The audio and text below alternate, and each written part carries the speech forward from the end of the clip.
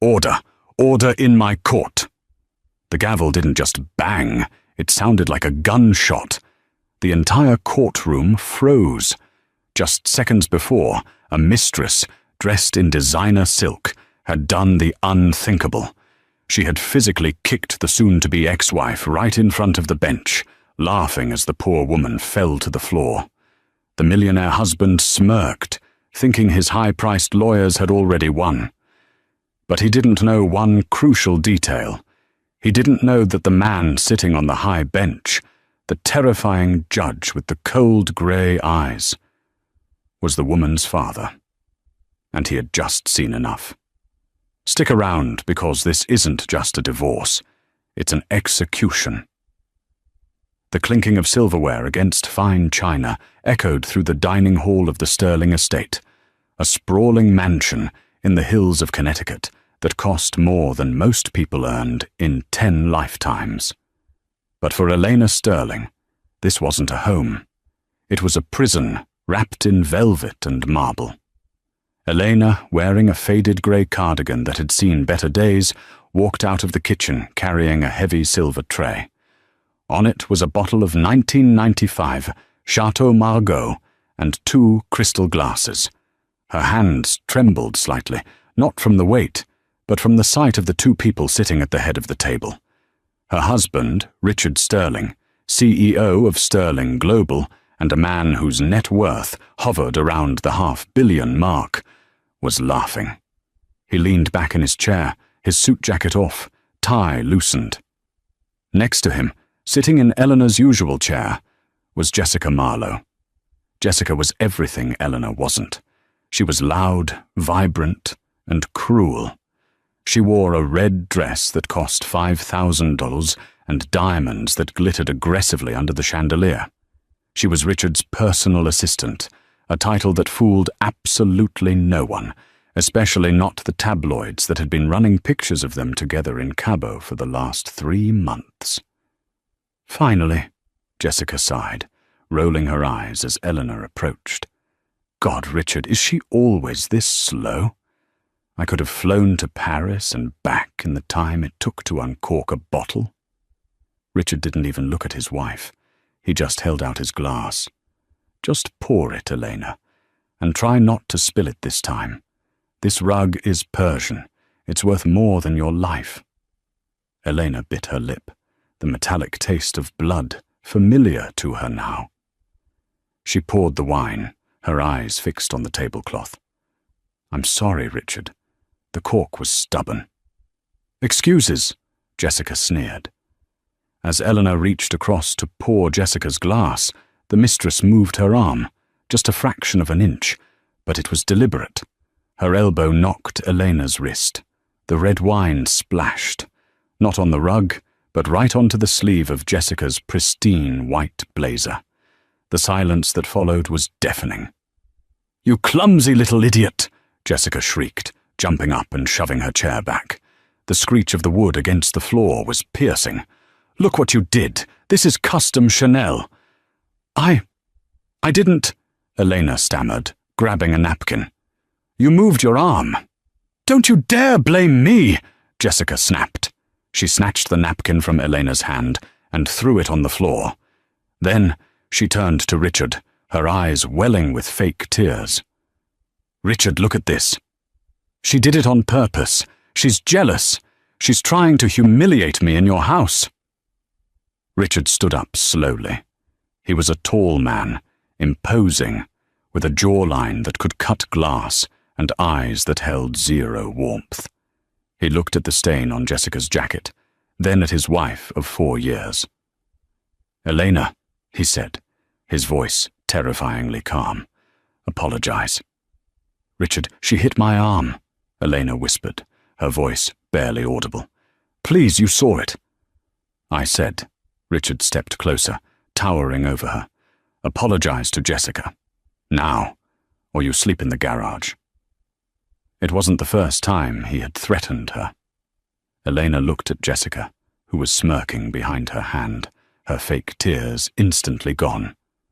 Elena took a deep breath, swallowing her pride. It felt like swallowing broken glass. I'm sorry, Jessica, Elena murmured. It was an accident. Jessica laughed, a cold, sharp sound. An accident. Right. You're just lucky Richard is too kind to throw you out on the street where you belong. Richard sighed, checking his Rolex. Actually, Jess, that brings me to the surprise. Elena looked up, confused. Surprise? Richard reached into his briefcase, which sat on the floor by his chair. He pulled out a thick manila envelope and tossed it onto the table.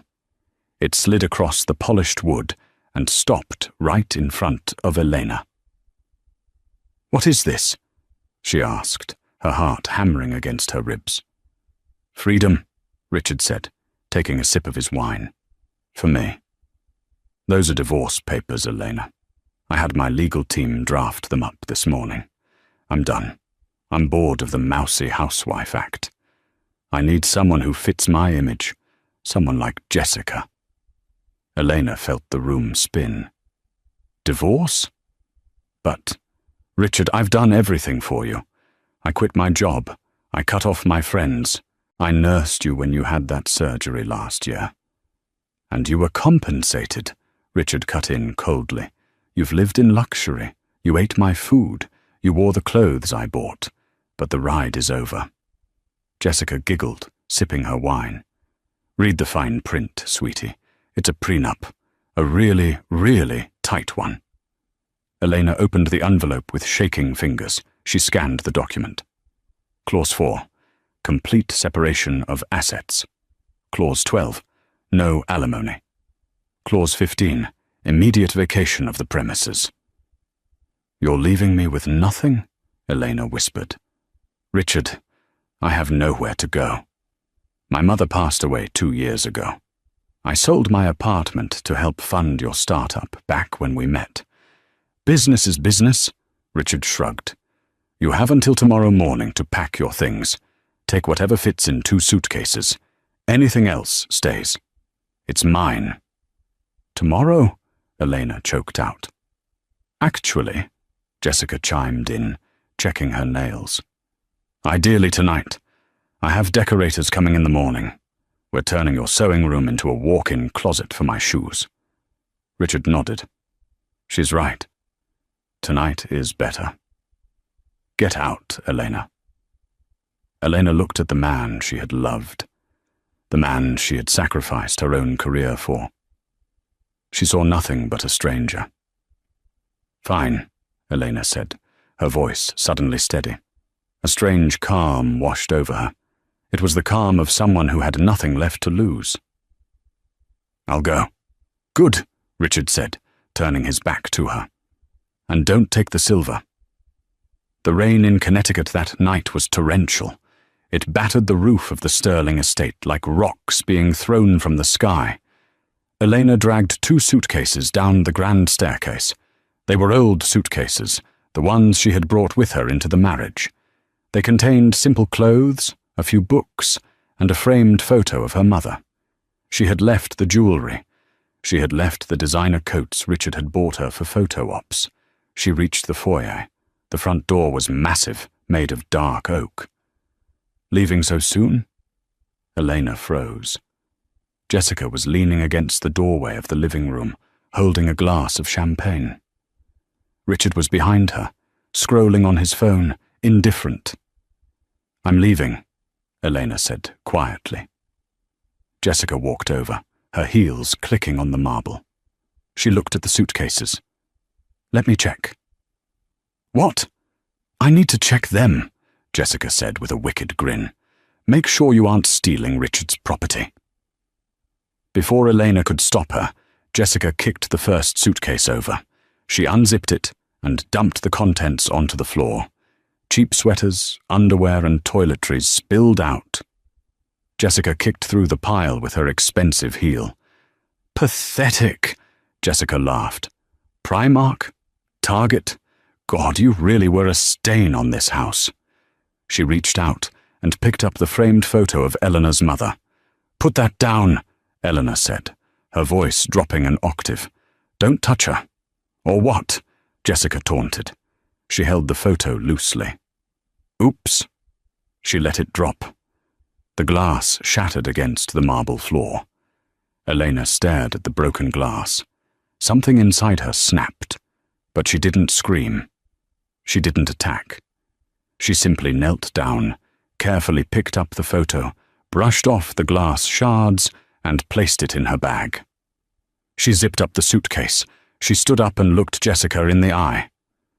"You will regret this," Elena said. It wasn't a threat. It was a statement of fact. "Get out!" Richard shouted from the living room, not even looking up. "Stop causing a scene, Elena." Elena opened the heavy front door and stepped out into the pouring rain. She didn't have a car. Richard had leased all the vehicles in the company name and had taken her keys an hour ago. She began to walk down the long, winding driveway, the rain soaking her grey cardigan instantly. She walked for 20 minutes until she reached the gatehouse at the edge of the property. The security guard, old Mr. Henderson, looked at her with pity, but didn't open the gate. He had his orders. Elena huddled under the small overhang of the gatehouse.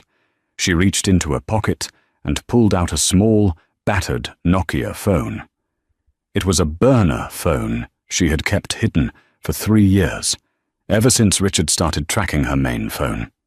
She dialed a number she hadn't called in a decade. It rang once, twice, 3 times. "Hello?" A deep, gravelly voice answered. It sounded tired. "Papa," Elena whispered, her voice breaking for the first time that night. There was a long silence on the other end, then a sharp intake of breath. "Ellie? Is that you?" "Papa, Elena sobbed, sliding down the brick wall to sit on the wet ground. "I made a mistake. You were right. You were right about him. About everything. Where are you?" The voice on the other end hardened instantly. The tiredness vanished, replaced by a tone of authority that had terrified criminals for 40 years. "I'm at the gate. He threw me out. He's divorcing me, Papa. He and his mistress. They humiliated me. They left me with nothing." "Did he hurt you?" "He let her break Mama's picture," Elena cried. "They laughed at me." A pause. Then the voice spoke again, colder than the rain falling around her. "Do not move. I am sending the car. It will be there in 10 minutes. "Papa, I don't want to cause trouble," Elena said, wiping her eyes. "I just need a place to sleep." "Trouble?" The man on the other end let out a dark, dry chuckle. "My dear Ellie, they wanted a war. They have no idea they just bombed a superpower. Dry your tears. The Sterling boy wants to play games with the law. Fine.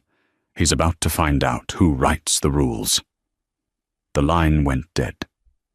3 weeks later. The Superior Court of Connecticut was buzzing. The divorce of Richard Sterling was high-profile news. The paparazzi were swarming the steps, cameras flashing like lightning storms. A sleek black Maybach pulled up to the curb. Richard Sterling stepped out, looking like $1 billion in a custom Armani suit. He waved to the press, a confident smile plastered on his face. Jessica was on his arm, wearing a white dress that looked suspiciously like a wedding gown, complete with a massive fascinator hat. "Mr. Sterling, is it true your wife is contesting the prenup?" a reporter shouted. "My ex-wife is confused and desperate," Richard said smoothly into the microphones. "But we trust the justice system. We just want this over with so Jessica and I can start our philanthropic work." "Philanthropic work?" Jessica giggled, clinging to his bicep. "We're planning a gala for orphaned kittens." They swept up the stairs, surrounded by a team of 5 high-priced lawyers, the sharks of New York. A few minutes later, a simple yellow taxi pulled up. No cameras flashed. No reporters shouted. Elena stepped out. She was wearing a modest navy blue suit, clean but clearly older. Her hair was pulled back in a severe bun. She carried a single briefcase. She walked alone. No lawyers. No entourage. Inside the courtroom, the atmosphere was electric. The gallery was packed with reporters, curious onlookers, and Richard's business associates. Richard and Jessica sat at the plaintiff's table, laughing and whispering. Their legal team spread out files, laptops, and tablets, taking up half the room. Elena sat at the defendant's table, alone. She placed a notepad and a pen on the desk. "Where is her lawyer?" Jessica whispered loudly to Richard. "Did she can't afford one? Oh, this is going to be tragic." "Hey," Richard called out across the aisle. "Elena, if you want, I can spot you $500 for a public defender." "I'd hate for this to be too easy." Elena didn't turn her head. She sat perfectly straight, staring at the empty judge's bench.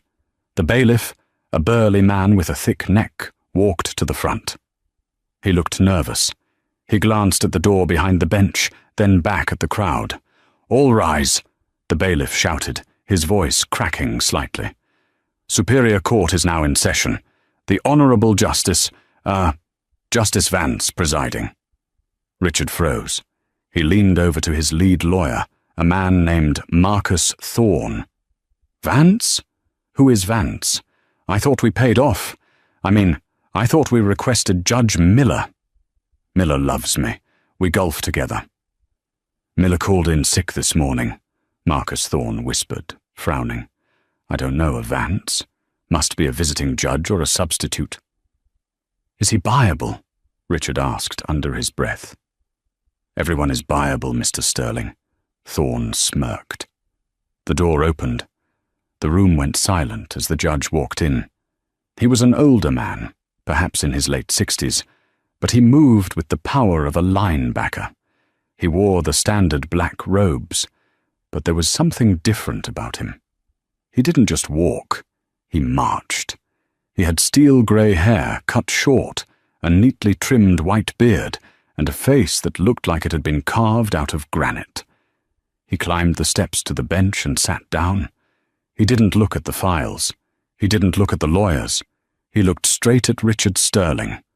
Richard felt a chill run down his spine. The judge's eyes were terrifying. They were cold, analytical, and utterly void of emotion. "Be seated," the judge said. His voice was deep, booming without a microphone. "Your Honor," Marcus Thorne stood up, buttoning his jacket. "We were expecting Judge Miller. If I may ask—" "Sit down, Counselor," Judge Vance said. He didn't shout, but the command was absolute. Thorne blinked, taken aback. "Yes, Your Honor." "I am Judge Arthur Vance," the judge announced, scanning the room. "I have been assigned this case due to a conflict of interest with Judge Miller. I have reviewed the initial filings. This is a divorce petition citing irreconcilable differences and a contest of the prenuptial agreement." He looked at Eleanor. For a split second, the granite expression softened. Just a fraction. "The defendant is representing herself?" Elena stood up. "Yes, Your Honor." "Very well," Judge Vance said. "Mr. Thorne, you may begin your opening statement. And be brief. I do not have patience for theatrics today." Thorne stood up, pacing in front of the jury box. Though there was no jury for this hearing, he played to the press.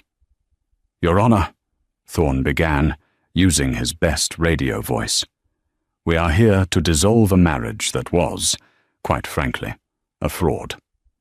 My client, Mr. Sterling, is a titan of industry. He married Ms. Eleanor Vance." Richard nudged Jessica. He said her maiden name. "Who cares?" Jessica whispered. "Ms. Vance," Thorne continued, "under the pretense that she was a supportive partner. Instead, we will prove she was lazy, ungrateful, and eventually abusive towards Mr. Sterling and his new partner. We are asking for the prenuptial agreement to be enforced strictly. She leaves with what she came with, which, according to our records, is effectively nothing." Thorne smiled at the press. We also ask for a restraining order. Miss Elena has shown unstable behavior. Judge Vance scribbled something on his notepad. He didn't look up. Miss Elena, your statement? Elena stood up. She didn't pace. She gripped the table. Your Honor, Elena said clearly, I only ask for what is fair. I helped build Sterling Global. I designed the logo. I managed the books for the first 2 years unpaid. I am not asking for half. I am asking for recognition of my contribution. Lies! Jessica shouted from the table. Silence! Judge Vance's gavel slammed down. He looked at Jessica. You are not a party to this lawsuit, young woman. You are an observer. If you speak out of turn again, I will have you removed. Is that clear? Jessica huffed, crossing her arms. Whatever. He's just a cranky old man, she whispered to Richard. Proceed, Judge Vance said to Eleanor. That is all, Your Honor. Eleanor sat down. Very well. Judge Vance leaned forward. Mr. Thorne, call your first witness. We call Richard Sterling to the stand. Richard buttoned his jacket, winked at Jessica, and walked to the witness stand. He placed his hand on the Bible. Do you swear to tell the truth, the whole truth, and nothing but the truth? The bailiff asked. I do, Richard said smoothly. Judge Vance stared at him over the rim of his glasses. Mr. Sterling, remember that you are under oath. Perjury in my courtroom is not a fine. It is a prison sentence. Do you understand?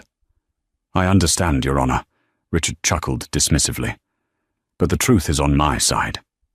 Judge Vance leaned back. We shall see. Proceed. Mr. Sterling. Marcus Thorne paced back and forth, holding a sheaf of papers. Did Miss Elena Vance ever contribute financially to Sterling Global? Richard adjusted his silk tie, leaning into the microphone. Absolutely not. In fact, she was a drain on resources. She spent thousands a month on personal wellness, spas, gurus, that sort of thing.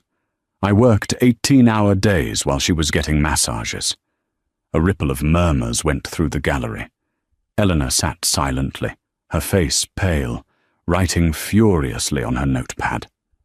And did she design the company logo as she claims? Thorne asked, smirking. That? Richard laughed, a harsh barking sound. No, I paid a design firm in London $50,000 for that logo. Elena can barely draw a stick figure. The idea that she helped build my empire is, frankly, insulting to my intelligence and hard work. Thank you, Mr. Sterling, Thorne said. No further questions. Judge Vance looked at Elena. His face was unreadable, a mask of stone. Miss Elena, do you wish to cross-examine the witness? Elena stood up. Her legs felt heavy, but she looked at her father, though nobody else knew he was her father, and saw a tiny, almost imperceptible nod. It gave her strength. Yes, Your Honor. She walked to the podium. Richard, Elena began, her voice steady. You claim I didn't work on the books. Do you remember the night of December 14th, 2019? Richard frowned. I don't keep a calendar of every irrelevant night.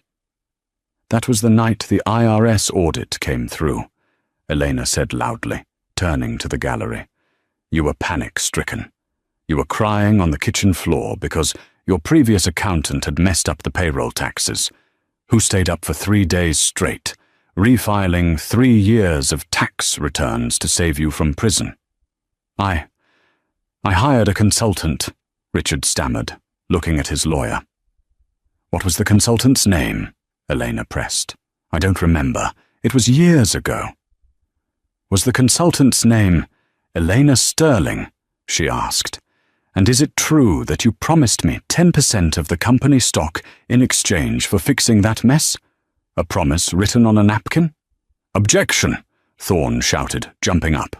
There is no record of this napkin. Hearsay. I have it right here, Elena said calmly. She pulled a small, coffee-stained cocktail napkin out of a clear plastic bag. She held it up. Signed by Richard Sterling, dated December 17th, 2019. To Elena for saving my life. 10% is yours. The courtroom gasped. Cameras flashed blindingly. Richard turned red. That's a forgery. She faked it. Judge Vance leaned over the bench. Bailiff, bring that evidence to me. The bailiff handed the napkin to the judge. Vance put on a pair of reading glasses. He studied the signature. He looked at Richard. Mr. Sterling, Vance said, his voice dangerously low. This signature matches the one on your affidavit perfectly. Are you stating under oath that this is a forgery? Richard began to sweat. He tugged at his collar. Clearly she traced it. Or I was drunk. It doesn't count if I was drunk, right? That is not how contract law works, Mr. Sterling, Vance said dryly. And you just admitted you might have signed it, contradicting your statement 10 seconds ago that it was a forgery. You are skating on thin ice. It doesn't matter, Richard shouted, losing his cool. She signed the prenup after that. The prenup cancels everything. It says she gets nothing. Nothing. We will get to the prenup, Vance said. Sit down, Mr. Sterling. You are dismissed for now. Richard stormed back to his table. Jessica leaned over, whispering frantically. You idiot, she hissed. Why didn't you tell me about the napkin? I forgot about it. It was 5 years ago, Richard snapped back. Don't worry. Thorne will fix it. We just need to humiliate her. Make her look crazy. Leave that to me, Jessica smiled, her eyes gleaming with malice. Mr. Thorne, call your next witness, Judge Vance commanded. We call Jessica Marlowe to the stand, Thorne announced. Jessica stood up, smoothing her white dress. She walked to the stand like it was a runway, flipping her hair. She sat down and smiled sweetly at the judge. State your name for the record, the bailiff said. Jessica Marlowe, future Mrs. Sterling, she said, winking at Richard. Miss Marlowe, Thorne began, you have spent a lot of time with Mr. Sterling and the defendant. How would you describe Miss Elena's behavior in the last year? Oh, it was terrifying, Jessica lied effortlessly. She put a hand to her chest. She was paranoid, obsessive. She would call Richard 50 times a day. She accused him of having affairs with everyone, the maid, the secretary, me. She was delusional. Once she threw a vase at him because he was 5 minutes late for dinner. Elena stood up. That's a lie. I never threw anything. Order! Judge Vance banged the gavel. Miss Elena, you will have your turn. Jessica smirked. See? She's aggressive. She's unstable. Honestly, Richard and I were just friends until she pushed him away with her craziness. We only found comfort in each other after the marriage was already dead. Miss Marlowe, Thorne smiled. Did Miss Elena ever threaten you? Yes, Jessica sniffled, wiping a fake tear. The night she left, she told me I would regret this. She looked at me with such hate. I've been afraid to sleep alone in the mansion. I had to hire extra security. Thank you, Miss Marlowe, Thorne said. Judge Vance looked at Jessica. He stared at her for a long time. It was an uncomfortable silence. Miss Elena, Vance said. Cross-examination. Elena looked at Jessica. She knew there was no point in asking questions. Jessica was a pathological liar.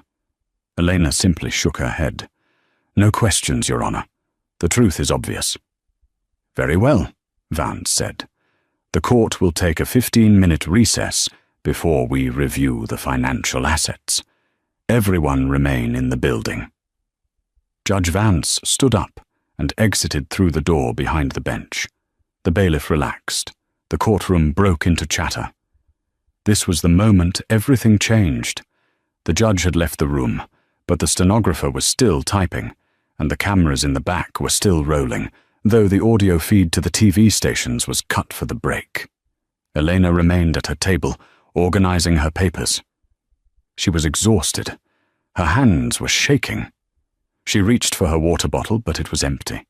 She stood up to walk to the water cooler near the bailiff's station. To get there, she had to pass the plaintiff's table. As Elena walked by, keeping her head down, Jessica Marlowe stood up. "Look at her," Jessica said loudly, ensuring the reporters in the front row could hear. "Walking around in that cheap suit. You look like a librarian who got fired for stealing staples." Richard laughed, checking his phone.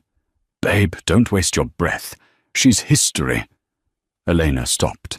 She turned to Jessica. "I may have a cheap suit, Jessica, but at least I bought it with my own money. I didn't have to sleep with a married man to get it." The reporters gasped. Someone in the back shouted, "Ooh!" Jessica's face twisted into a mask of pure rage. The sweet victim act evaporated instantly. She stepped forward, invading Elena's personal space. "You listen to me, you little rat," Jessica hissed, her voice low and venomous. "You think you're clever? You think that old napkin is going to save you? Richard owns this town. We own the lawyers. We probably bought that judge, too. You are going to end up in a gutter." "Get out of my face," Elena said firmly. "Make me," Jessica taunted. Elena tried to step around her. As she moved, Jessica stuck out her right leg, shod in a 6-inch, red-bottomed stiletto heel. It wasn't a trip, it was a kick. Jessica drove the sharp heel into Elena's shin with vicious force. Crack! The sound of the heel hitting the bone was sickeningly loud in the quiet courtroom. Elena cried out in pain, her leg buckling. She fell hard onto the courtroom floor, her briefcase spilling papers everywhere. She clutched her shin, grimacing in agony. "Oops," Jessica laughed, looking down at Elena with pure contempt. "So clumsy. You really should watch where you're going, sweetie." Richard didn't help Elena up. He didn't even look concerned. He laughed. "Nice one, Jess. Maybe that'll knock some sense into her." The bailiff, who had been looking at his phone, jumped up. "Hey, what is going on here?" "She tripped," Jessica shouted, raising her hands innocently. "She tried to attack me and she fell. She's crazy." Elena groaned on the floor, trying to stand, but her leg was throbbing. A bruise was already forming, dark and ugly. "I saw that," a reporter in the front row shouted. "She kicked her!" "Liar!" Jessica screamed back. "You're fake news!" Suddenly, the door behind the bench flew open. It didn't open normally. It slammed against the wall with a force that shook the wood paneling. "Silence!" The voice was like thunder. Judge Vance strode back onto the bench. He wasn't wearing his glasses anymore.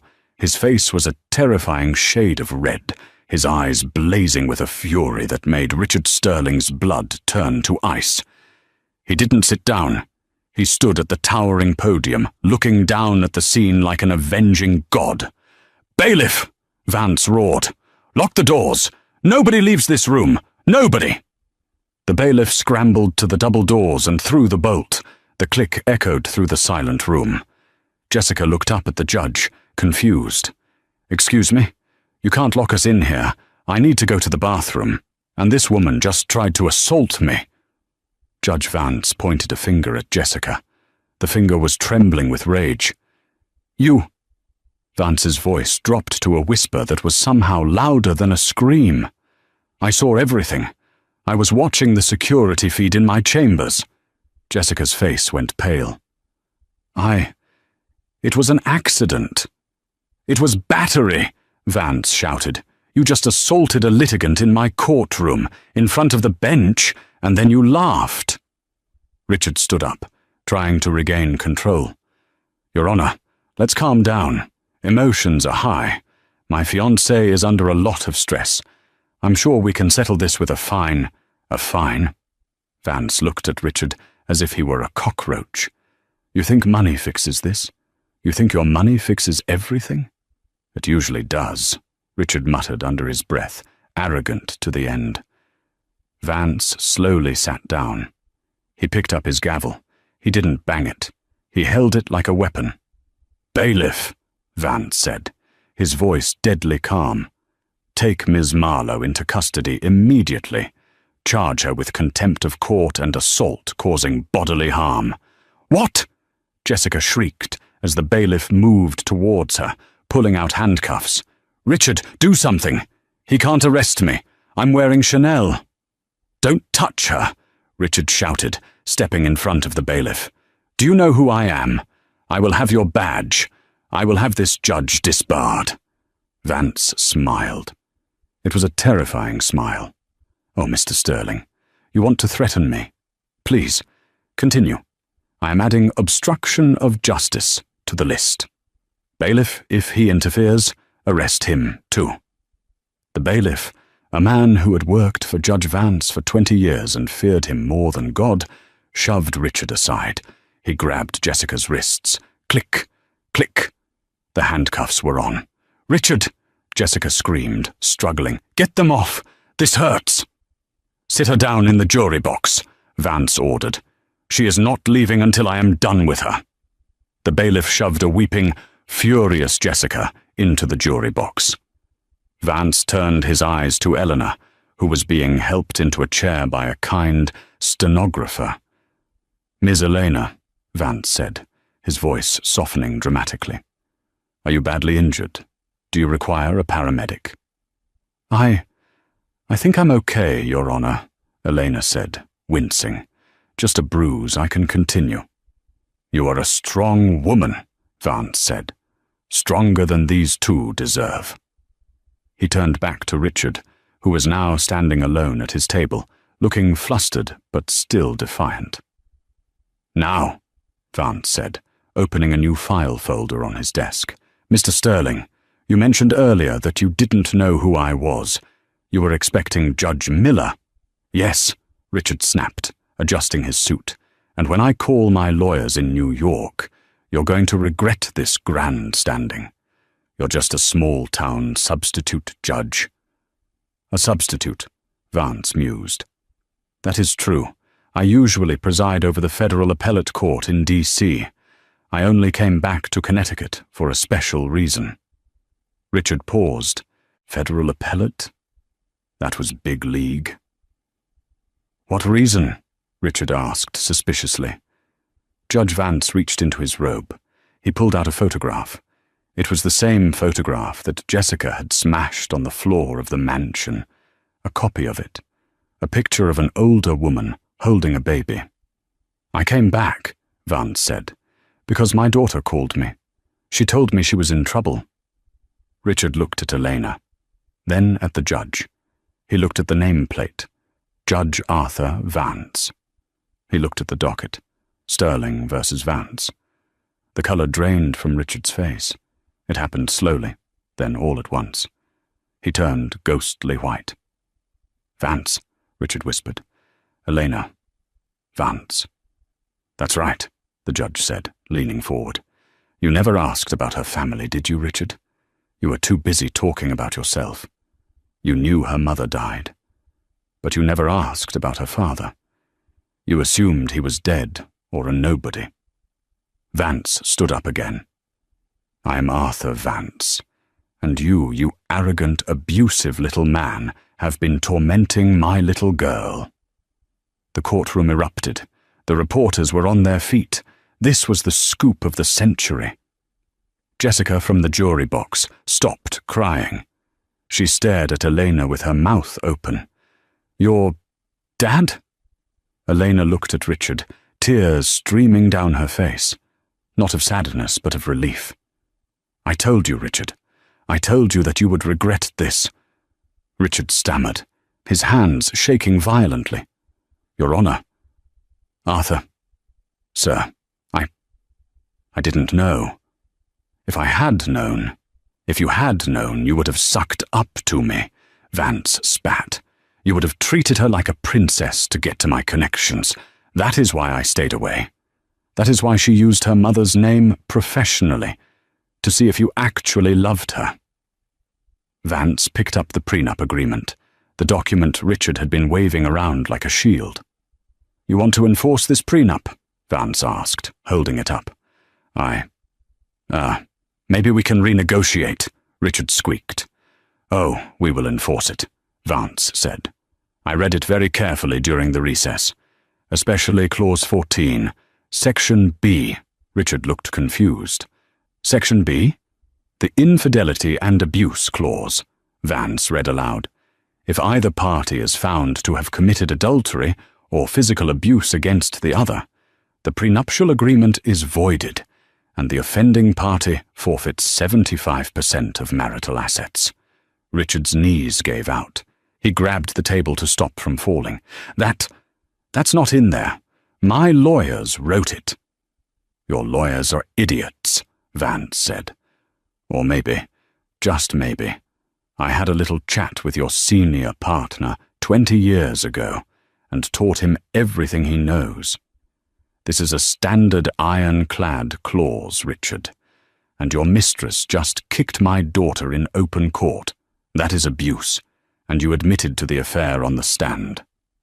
Vance raised the gavel. "The prenup is void. We are now moving to the division of assets." The courtroom was silent enough to hear a pin drop.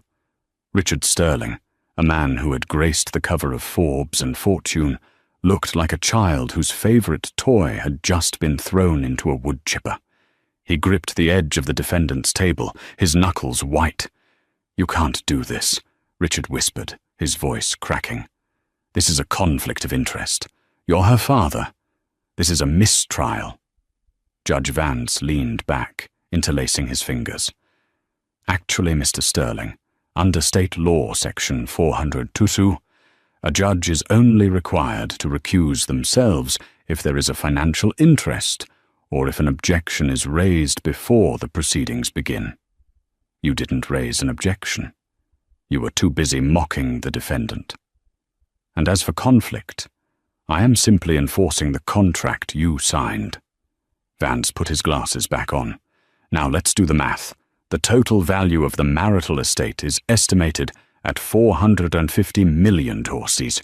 "It's tied up in stocks," Richard shouted. "I can't liquidate it." "You won't have to," Vance said calmly, "because you are transferring the shares. Under the voided prenup, Elena is entitled to 75% of the assets due to the abuse clause. That is $337.5 million, Aswas." Jessica gasped from the jury box, her hand still cuffed. 300. "Richard, do something! That's my shopping money!" "Shut up, Jessica!" Richard screamed, spinning around. "You and your stupid foot just cost me $300 million. "Oh, but we aren't done," Vance interrupted, his voice cutting through the air like a knife. "We still have the matter of the napkin contract. Exhibit B." He held up the plastic bag containing the stained napkin. "You admitted under oath that you signed it. You admitted Elena saved the company from the IRS. That 10% stake in Sterling Global, that was a separate contract, independent of the marriage.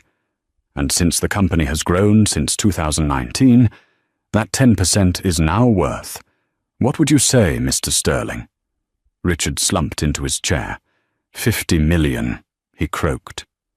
"So," Vance scribbled on a notepad, "that brings Elena's total to roughly $387 million, leaving you with roughly 60 million. Richard let out a breath.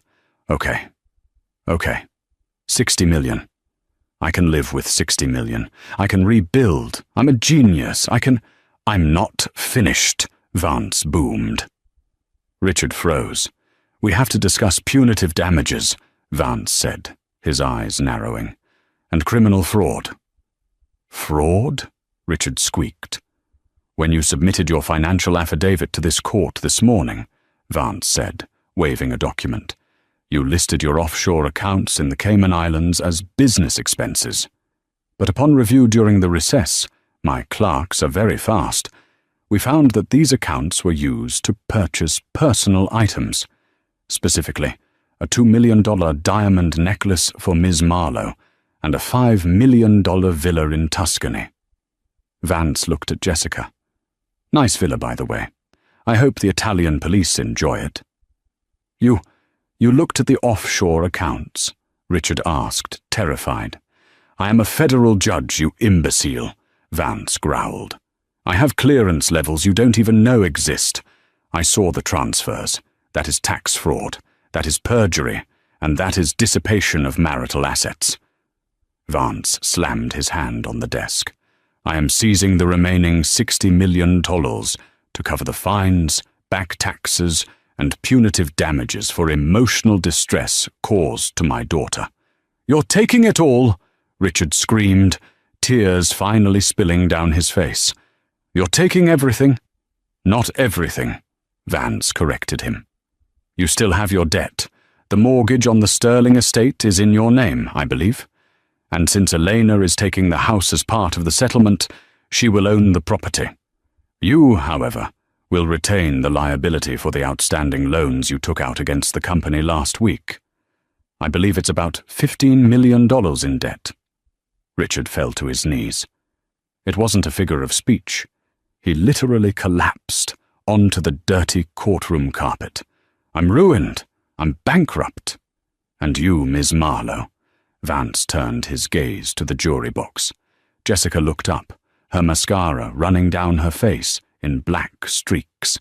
"I didn't know about the fraud. I swear, I just wanted the necklace. He told me he was rich. He lied to me, too." "You are just as culpable," Vance said. "You accepted stolen funds, and you assaulted a woman in open court. The district attorney is already on his way. You are looking at 3 to 5 years in a state penitentiary for the assault, and another 5 for conspiracy to commit fraud." "No!" Jessica wailed, kicking the wooden railing. "I can't go to prison.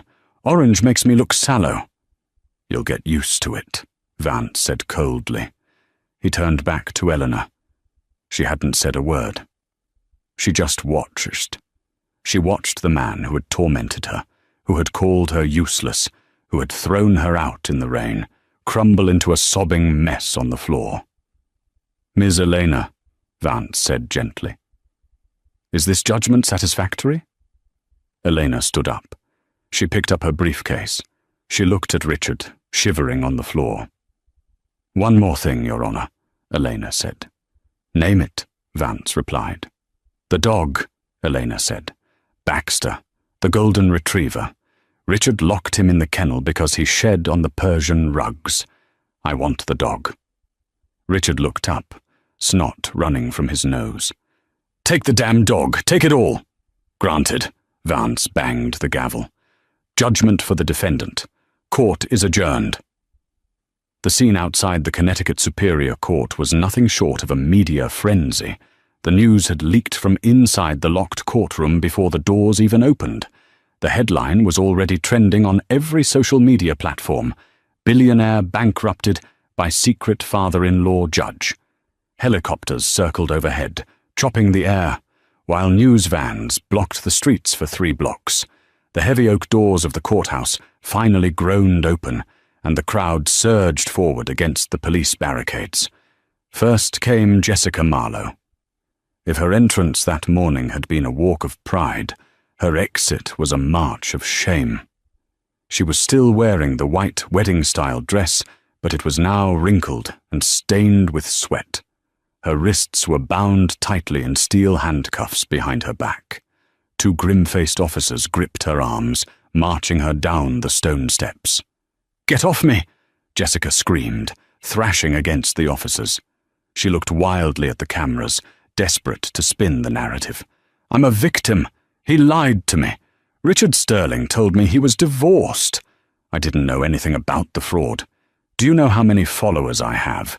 You can't arrest an influencer."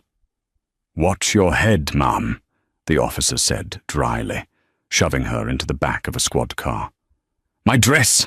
she shrieked, as the rough fabric of the car seat snagged her silk. "Richard! You coward! Tell them I'm innocent." The door slammed shut, silencing her screams.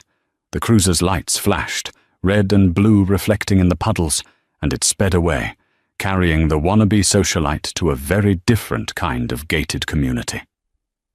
Moments later, Richard Sterling emerged. He looked like a ghost of the man who had walked in.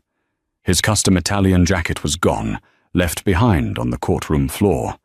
His tie was missing. His shirt was unbuttoned at the collar, revealing a chest heaving with panic. He stumbled down the stairs, blinking against the flashbulbs that popped like strobe lights. "Mr. Sterling, is it true the judge seized your assets? Richard, how does it feel to lose $500 million in an hour? Are you facing prison time for the Cayman accounts?" Richard didn't answer. He couldn't. His throat was closed tight with terror. He pushed through the reporters, his eyes scanning the curb for his salvation. "The car," he muttered to himself. "Just get to the car. Get to the airport." He spotted his driver, Thomas, standing by the curb, but the sleek black Maybach was nowhere to be seen. Instead, a massive yellow tow truck was blocking the lane, hoisting the luxury vehicle into the air. "Thomas!" Richard shouted, running toward him. "Stop them! What are you doing? That's my car!" Thomas, a large man who had endured Richard's insults for 5 years, simply crossed his arms. He was holding a cardboard box filled with Richard's sunglasses and phone chargers. "Not anymore, boss," Thomas said, his voice flat. "The repo order came through 10 minutes ago. Judge Vance didn't waste any time. The bank owns it now." "Do something!" Richard grabbed Thomas's arm. "Drive me to the airfield. We'll take the jet." Thomas laughed, shaking Richard off. "The jet? The pilot quit an hour ago. And so do I. You haven't paid me for overtime in 6 months. I'm taking this box as severance." Thomas turned and walked away, disappearing into the crowd. Richard stood frozen on the sidewalk. The rain began to fall again. Cold, biting drops that soaked through his thin shirt instantly. He was stranded. No car, no driver, no money, no phone.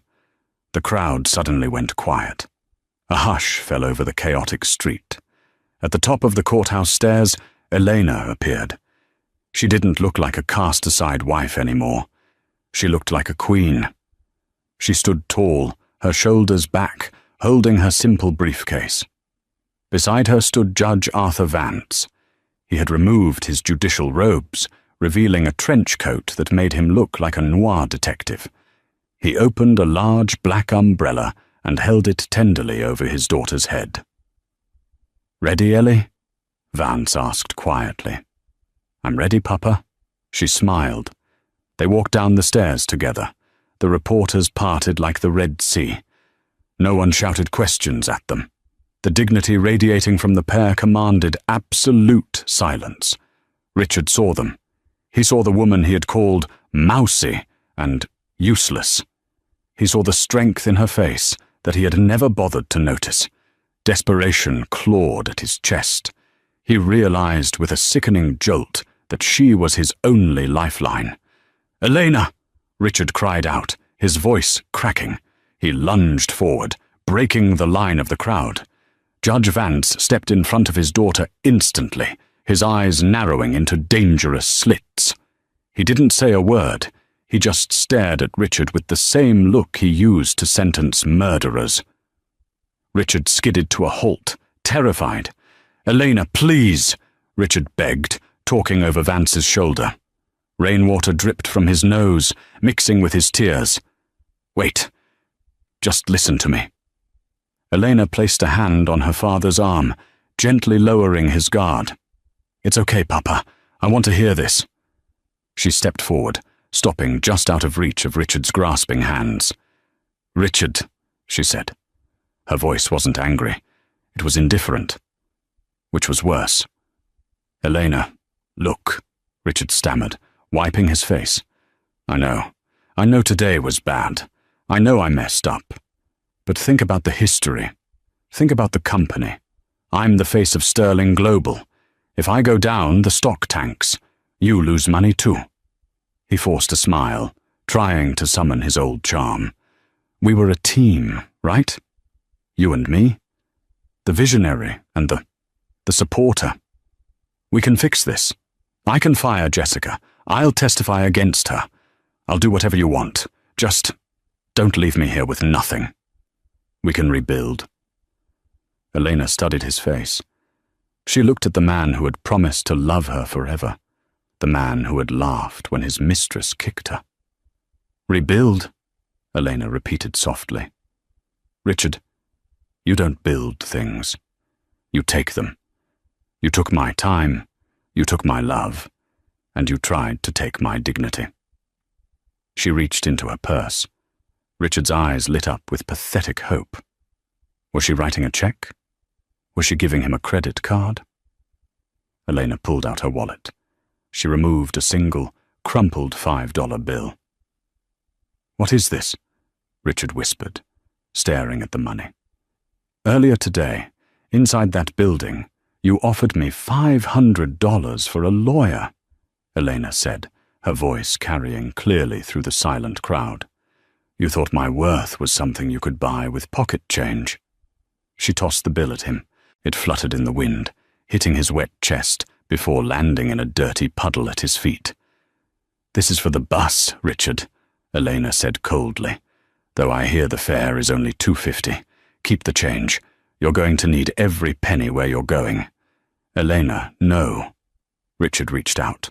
"Don't touch me," she said, "and don't contact me. If you do, my father won't be the one sitting on the bench next time. He has friends in federal prison who owe him favors." She turned her back on him. It was the most painful moment of Richard's life. Not the loss of the money, but the realization that he no longer existed to her. "Come on, Papa," Elena said, linking arms with the judge. "Let's go get Baxter. I promised him a steak dinner."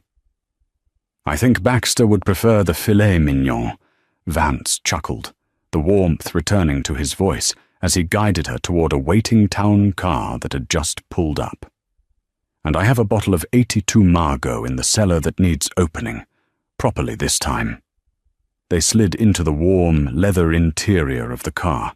The door thudded shut with a sound of finality. As the car pulled away, the tires splashed a wave of dirty gutter water onto the sidewalk. It soaked Richard's trousers, drenching his socks. He stood there, shivering uncontrollably, alone in the rain. The flashes of the cameras continued to pop, capturing his ruin in high definition. He looked down at the muddy puddle. The $5 bill was floating there, drifting away toward the sewer grate. Richard Sterling fell to his knees and reached for the wet money. He had lost the game. Not because he played poorly, but because he forgot the most important rule of life. Be careful who you kick on your way up, because they might be the ones holding the rope when you fall. And just like that, the Sterling Empire crumbled to dust. Elena not only got her dignity back, but she walked away with the fortune she helped build. Richard Sterling learned the hard way that arrogance is a loan you eventually have to pay back with interest. And Jessica? Well, let's just say orange really wasn't her color. This story is a reminder that no matter how powerful someone thinks they are, there is always a higher power. Sometimes it's karma, and sometimes it's a furious father with a gavel. If you enjoyed this story of justice served cold, please smash that like button right now. It helps the channel so much. And don't forget to subscribe and hit the bell notification so you never miss another story of revenge, drama, and instant karma. What would you have done if you were the judge? Let me know in the comments below. Thanks for watching.